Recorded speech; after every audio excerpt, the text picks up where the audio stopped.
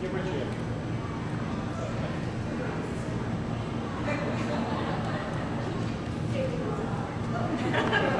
Oh, thank you, Amy. She told me how to work this. She a little overestimated me, maybe because I wrote so much. She thought I was taller. Okay. Hi.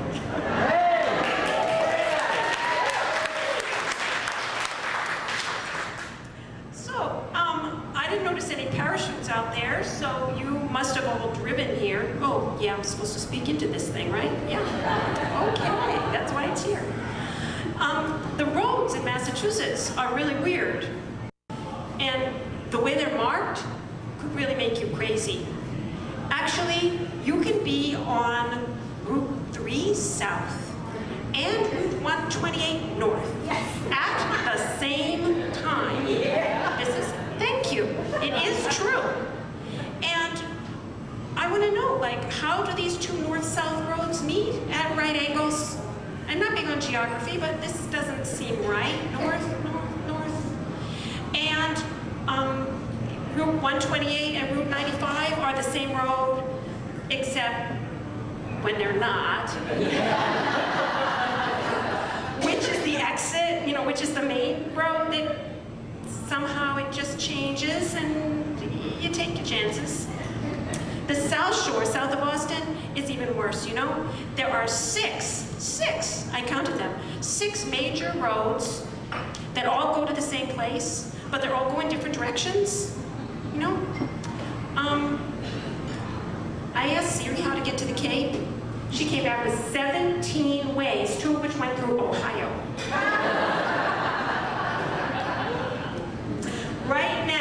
Right now, on the South Shore, there are hundreds of people, they call it a traffic jam, but really there are hundreds of people who are just standing in the road next to their stopped cars screaming. You know, they just want to get to the Cape, but they can't find it. So who did this to the roads? Who made these directions and who made these roads? Guys, yeah.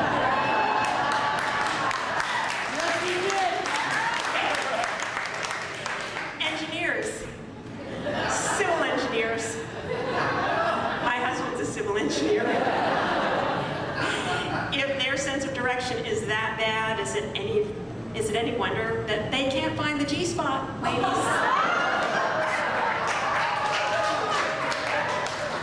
Sorry, honey.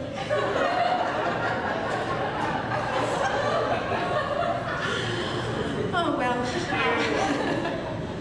Yeah, that is really one time that they should be willing to stop and ask for directions.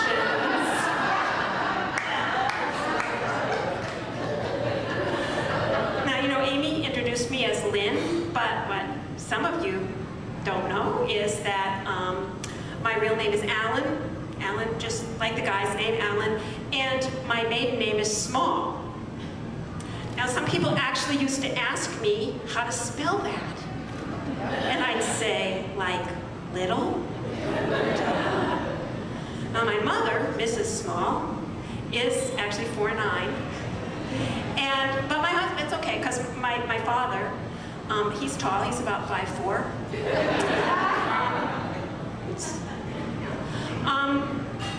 I asked him once why they got married. He said, for the irony.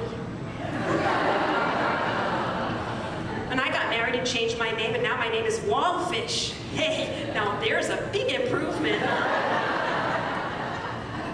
Okay.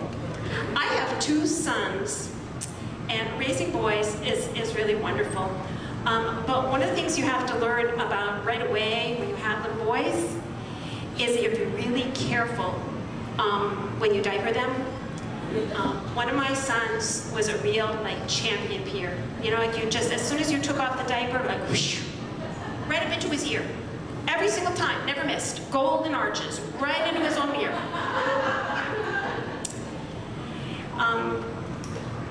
Yeah, I was going to say something else about that, but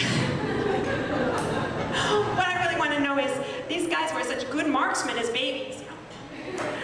What happens to them when they finally get old enough to get into the bathroom? You know, really? Are they they just like playing with the tidy bowl man? You know, like whoosh, off the back, around the bed, and onto the floor. Really, guys. Yeah. So little boys also have to pee all the time, and this can make sort of interesting problem when you're out. One time I went into a bank because it was the only place around, but they said their facilities were for customers only. So I opened an account. Here's $5. Quick, open an account, let my kid pee. I forgot all about that account. And about 2 years ago, Lake of Boston called me to ask me about it. Seems it had accrued enough interest for his first semester in college. What a piss of that was, huh? A few weeks ago, got a phone call. Of course, it's at dinner time, right? And this panicked voice says, "What do you do when your oven's on fire?" What do you do when your oven's on fire? I said, "Oh, okay, yeah, right. Listen, wise guy. You think you're so smart. The joke is the refrigerator running? You know, do you have Prince Albert in a can? You know, very funny. Get your mother on the phone." And he said, Mom, really, it's me. And my oven's on fire. So of course I panicked too. I couldn't think of what to say. I said, "Just pee on it, honey." That was the best I could do at short notice. So I'm a cancer survivor. I have been a survivor for 8 years.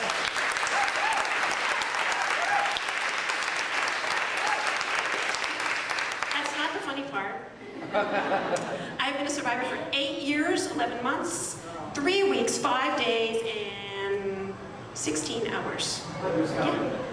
Yeah, but who's counting? Thank you. I like that one. Yeah. Now, one of the things that happens when you have cancer is that you get the worst news you can get in your entire life. The worst. And you are wearing a hospital Johnny. Now really. Have you seen these things? Who invented these things? And why are they called Johnnies? Is that someone's name? I would not want that on my resume. So they come to you sort of, you know, flat. And then you have to figure out where the snaps go and where the ties go and how to put it on. And it really doesn't seem to matter what I do, but I always seem to get my head coming out the armhole. And however I tie it, snap it, twist it, and I know that my butt is sticking out the back from the other armhole. It's just, you are never in a position of power while you are wearing a hospital Johnny. Let me tell you that, never, never. But, you know, I really, after all this time, I mean, to tell you the truth, I could handle the apocalypse. But first of all, you have to give me a little Armani, some Jimmy Choos, little bling from Harry Winston, and bring it on. But hospital Johnny, not so much. So when people hear that you have cancer, you know, the first thing they say is, "Oh, you poor thing, you nauseous, you nauseous." Everybody turns into like either a Jewish mother or a New Yorker when they ask that question. You nauseous? No. No. They have really good drugs for that. And I don't mean medical marijuana. I have a word for medical marijuana. Disappointing. Really? Thank you. Really, the main thing that's an issue when you're having chemotherapy is hair. It's hair. All your eyebrows fall out, your eyelashes fall out, and then you learn that the air we breathe is just full of flying fuzz. And it all lands in your eyes if you don't have any eyebrows and eyelashes, all of it. So you begin to look kind of crusty, you know. You look like you have this really awful case of chronic conjunctivitis, and actually no one wants to touch you or look at you, even your doctor. Another thing I want to mention about hair is that, really, you should appreciate your nose hair. Do you know what your nose hair does for you? Let me tell you, she said. It keeps a solid stream of snot from running down your face all the time. I have kind of a cold tonight, and I'm appreciating my nose hair. Once I was at the grocery store, and I was writing a check, you know, and my nose ran onto the check, and it smeared it, you know. I was horrified. The clerk kind of looked at me and said, in this case, dear, I think we'll take plastic, not paper.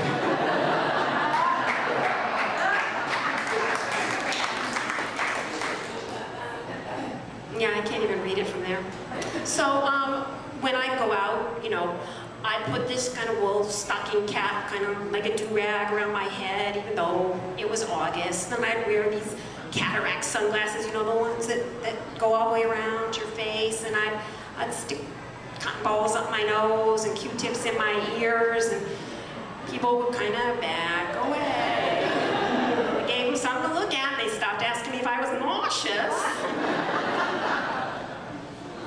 You know, I think that perhaps, yeah, that's right. My doctor should have been a bit more specific when she told me that I would lose my hair. You know, I expected I would be nauseous. I expected I would be bald.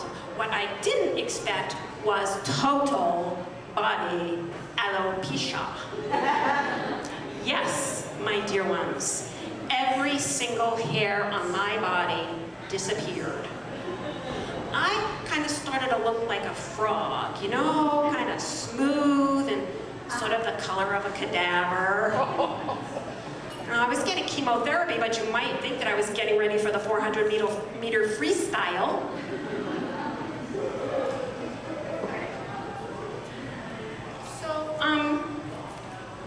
Yeah, right. I know that as soon as I said total body alopecia, all you guys are thinking about pubic hair. You are, admit it, you are, I know. Well, listen, every year women spend millions of dollars having unwanted hair removed, right? Mine was covered by my HMO. That's about all they covered. Good thing I found that old college account, right? So, thank you all for coming.